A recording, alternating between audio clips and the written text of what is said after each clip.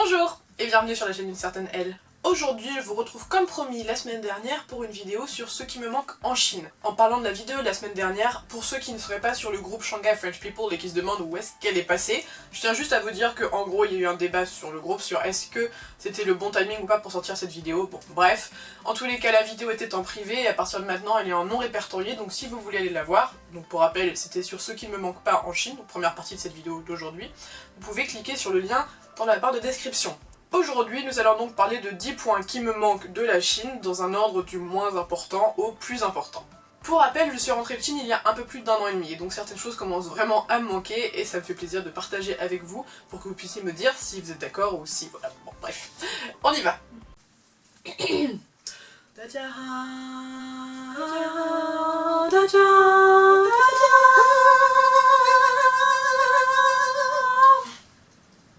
La première chose qui me manque, c'est le Bund.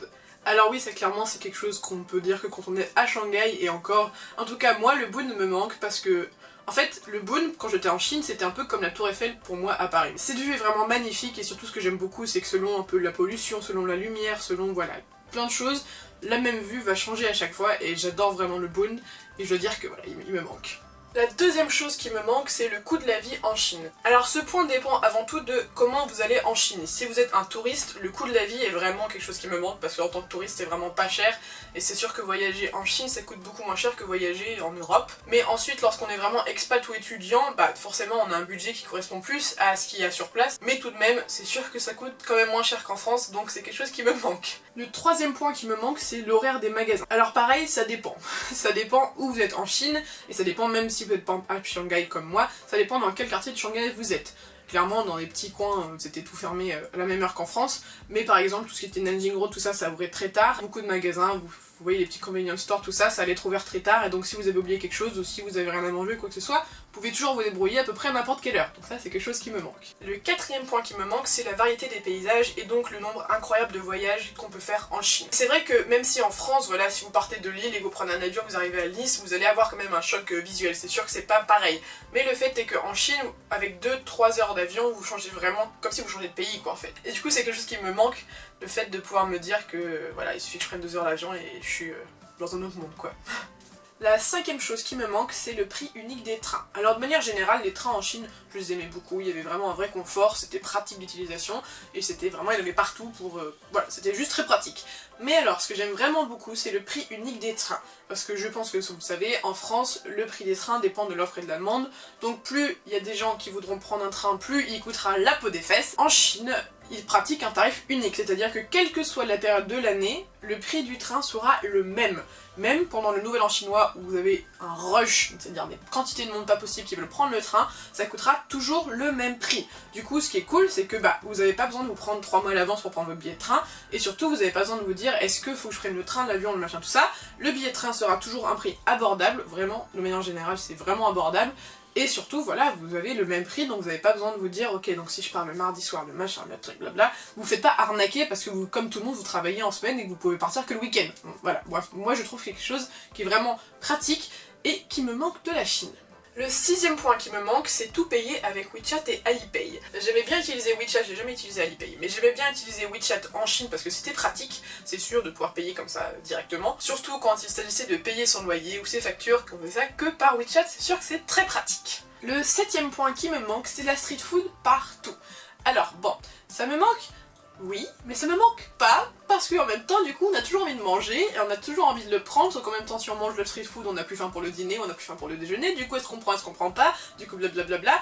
Bon, vous voyez ce que je veux dire, c'est rationnellement, ça me manque pas. Mais, en ce qui concerne mon appétit, ça me manque beaucoup, parce que du coup, vous avez plein de choix de street food très sympas, à peu près pas mal de coins de rue si vous vous baladez, et vraiment, ce qui est sympa aussi, c'est de découvrir les différents types de street food selon les différentes régions, donc à chaque fois vous faites un voyage. D'ailleurs, je ferai une vidéo sur les street food en Chine, donc si vous avez des questions sur le sujet, n'hésitez pas à me les mettre en commentaire. Le huitième point qui me manque, c'est le métro, et donc pour ce cas-là, je vais dire le métro de Shanghai, puisque c'est celui que je connais le plus. Je dois être une des rares françaises à adorer le métro parisien, mais bon, en même temps je suis née dedans, enfin, pas vraiment dedans, mais vous comprenez l'idée.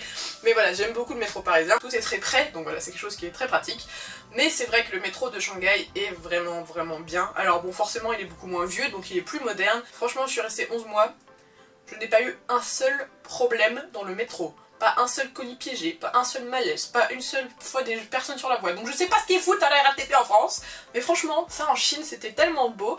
On prend le métro, on sait qu'on y arrive sans s'arrêter, sans avoir besoin de trouver un autre chemin parce que le métro il bug. Enfin vraiment, ça c'est quelque chose qui était vraiment très pratique. Tout ce côté à l'heure et pas de problème technique, ça me manque. Le 9e point qui me manque, c'est l'hospitalité chinoise. Il est très clair qu'à partir du moment où les Chinois vous connaissent et vous apprécient, ils sont d'une hospitalité vraiment incroyable. Je pense que c'est aussi une question de culture, mais en tous les cas, tous mes amis chinois et leurs parents étaient vraiment toujours prêts à se plier en quatre pour m'aider. Ils n'hésitaient pas à m'inviter au restaurant alors que vraiment, en tant que Français, je me battais parce que je voulais payer. Mais bon, souvent je n'avais pas le choix. Et même, voilà, ils m'invitaient chez eux, comme je vous avais dit, pour Noël en chinois, mon amie m'a invité plusieurs jours chez elle. Et vraiment, juste, il y a ce côté très hospitalier, très... dans le partage, dans le... Voilà, ils veulent vous aider, ils veulent que vous soyez content, que vous soyez heureux. Et je pense vraiment pas que c'est que quelque chose qui arrive parce qu'on est étranger, mais je pense que c'est vraiment quelque chose de culturel. Et le 10e et dernier point, si vous me suivez un minimum, vous savez déjà ce que c'est. 1, 2, 3... La bouffe. La nourriture chinoise me manque beaucoup. Et encore, j'ai la chance à Paris d'avoir pas mal de restaurants chinois, comme vous avez pu le voir dans la vidéo où manger chinois à Paris. Je mets juste ici. Mais c'est vrai que bon bah voilà, la nourriture chinoise me manque. Forcément, elle est beaucoup plus chère ici qu'elle ne l'était en Chine. Et les petits déj chinois, les jianbing, les bottes, tout ça, il y en a. J'ai pas encore goûté de jianbing, mais je vous y emmènerai. Il y en a, mais bon, c'est pas la même qualité. Enfin, c'est pas la même qualité, c'est surtout c'est pas exactement le même goût que ce qu'il y avait en Chine. Et c'est vrai que c'est quelque chose qui me manque beaucoup, la nourriture chinoise. Autant j'adore la nourriture française, et autant ça me manquait beaucoup quand j'étais en Chine, la nourriture française, mais la nourriture chinoise, maintenant que je suis en France, ça me manque beaucoup, beaucoup, beaucoup. Surtout les petites nouilles du Xinjiang que je peux pas trouver en France. Et vous savez, les petites nouilles là, dans les petits restaurants, à 16 yuan le bol là, avec des pommes de terre et du pain. Bref, je ferai une vidéo complète sur la gastronomie chinoise pour vous en parler un peu plus. Mais en tout cas, la nourriture chinoise est clairement la chose qui me manque le plus de la Chine. Et je suis pressée d'y retourner pour me faire une bonne quantité de nourriture chinoise. Petit bonus, quelque chose qui me manque aussi, mais qui n'est pas entré dans ma liste, ce sont les salles de mahjong. Qu'est-ce que le mahjong? C'est ceci. Bon alors là, ils sont à l'envers, donc vous allez pas le voir. Mais c'est-à-dire que ça me manquait tellement que j'en ai acheté un, voilà. Et en fait, donc les salles de mahjong, ce sont des salles, voilà, un peu des salles de jeu, où vous avez des tables de mahjong et vous pouvez jouer au mahjong entre amis pendant 3 à 4 heures. Et vraiment, au début, je n'y jouais pas, et puis après j'ai appris à tous mes amis à y jouer, et du coup, on était souvent en salle de mahjong pendant tout l'après-midi pour jouer au mahjong. Et c'est vrai que c'est quelque chose qui me manque un peu en France, peut-être qu'il y en a d'ailleurs, si vous en connaissez, dites-le moi.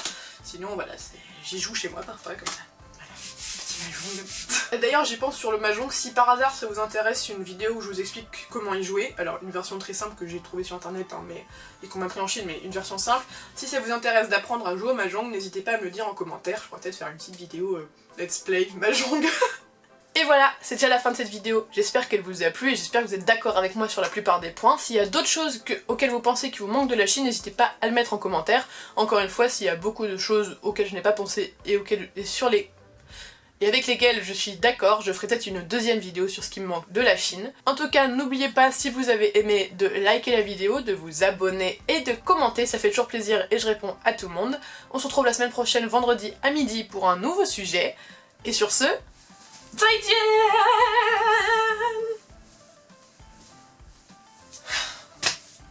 J'ai le moins dans mon idée, moi. Hein.